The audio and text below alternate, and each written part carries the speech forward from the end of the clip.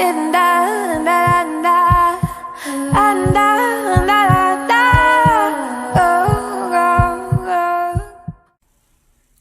to thrive in Scorpio season. Welcome to Scorpio season. We're actually just a few days into a month-long deep dive, basically. And as your resident Scorpio, I have 4 planets in Scorpio, which creates a stellium. I'll put my little chart right here. So I thought it'd be fun to create a guide not only to survive, but actually to thrive during this time, because I think that the pressure and the energy that we're receiving from the stars is actually here to help us evolve. So how can we do that in a way where we understand what's happening and we have appropriate tools to face any challenge? And so when I think about a Scorpio or a Scorpion, one of the first things I think about is just the anatomy and the respect that it demands when you're either in its presence or you're simply just witnessing something that's the shape of a scorpion. It's the same way with a snake. Sometimes you can just see a shape that looks like a snake, and the primordial ooze that lives in your body lets you know to be aware.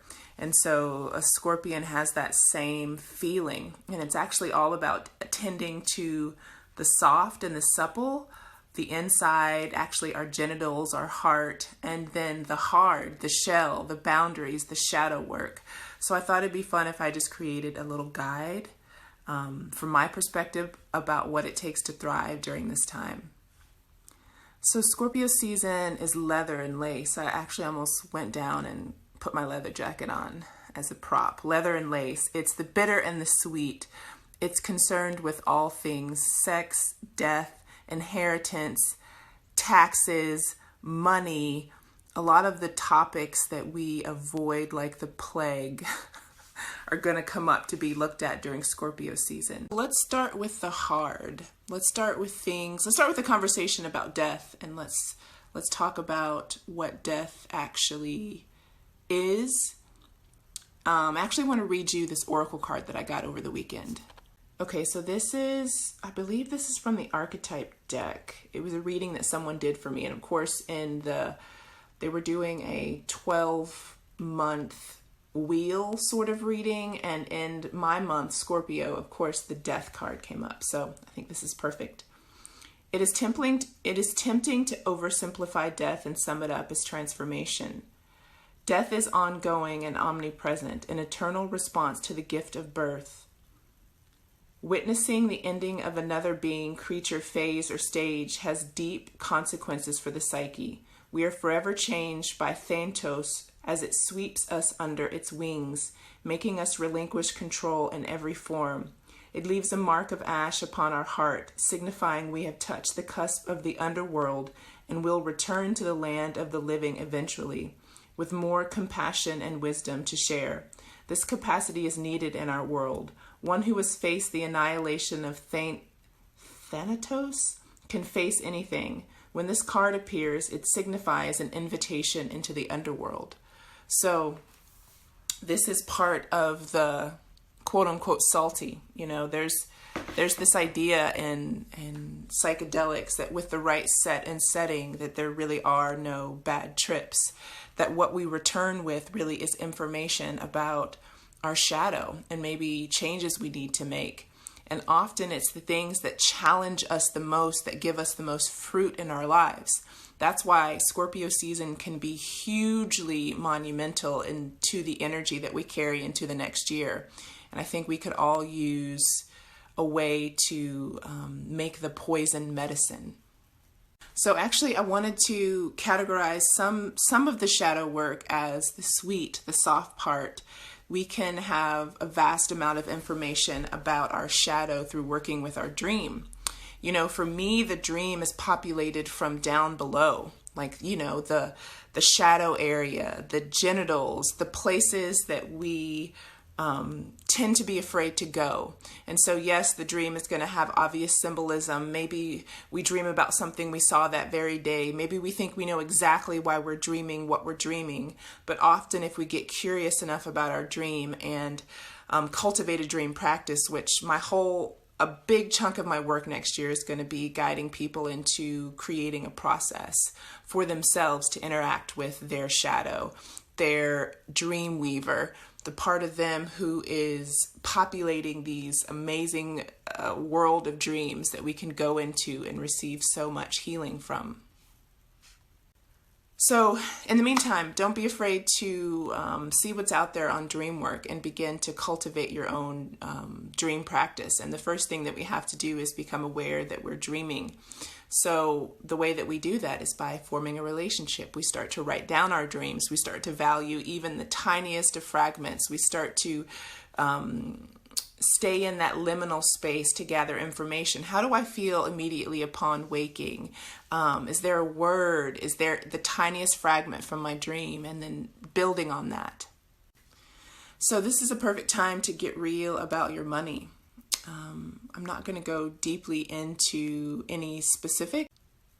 Money is another relationship that we have to tend on the regular. I think it can have a tendency to be connected to so much of our wounding. So we need to be bringing up as much information about it as possible on the regular basis. So how do you feel when you log in to check your money? Are you living way, way, way beyond your means? These are all very simple ideas for how we can like tiptoe into that conversation with money. Okay, so one of the parts of Scorpio season that I love so much is just the mystery. So emotions often have a correlation with the moon. The moon changes phases. Our emotions change phases. There's an element of our emotion that is connected to the shadow and is also connected to just a feeling. Instead of in the sunlight or during like Leo season, for instance, it's the summertime. There's more hours of sunlight. Things are more easily illuminated. When we get into Scorpio season, into October, when the veil is really thin, when that mystery is right there beside. So when we get into October, we get into this time of the year where the veil is thin. A lot of our knowing is more about our senses that are not quantifiable. It's that mystery. It's that mystery that's right there with us all the time. And something I recently heard that I love was that mystery is like her story, my story. History is everything we've been taught. And a lot of it has been manipulated, is not, we're learning is not true, or that there's been like a drop of truth in with a lot of like furthering of a certain mindset. So when we get into the mystery, we get into our intuition and our instinct, we get into what only we can know, what no one can tell us how to feel. No one can tell us how that experience felt in our body. This is our mystery to unravel, and Scorpio season is a really good time to reclaim that. Okay, let's get more into the soft. The hard also is boundaries. Something like a Scorpio is going to have extremely good boundaries. Ideally, I'm just talking about the shape, the form of an actual scorpion. Sorry. Something like a scorpion is going to initiate or give us the feeling of appropriate boundaries. We're going to want to put space between ourselves and that scorpion because it displays its stinger. And so Scorpio season is a lot about the boundaries that we keep and how we keep them. And it's not that, something interesting I learned about a scorpion today is that it has this liquid in it, which is like, I want to say pre-cum in my head, but it's like the pre-venom. It's not the venom that it would use if it felt that it needed to kill you, but it's a certain type of venom, which is actually a protein that lets you know you've come too close, bam, you got the stinger. And so the same thing can go with our boundaries. We can hold a really firm but loving boundary. We don't even have to show that we have a stinger.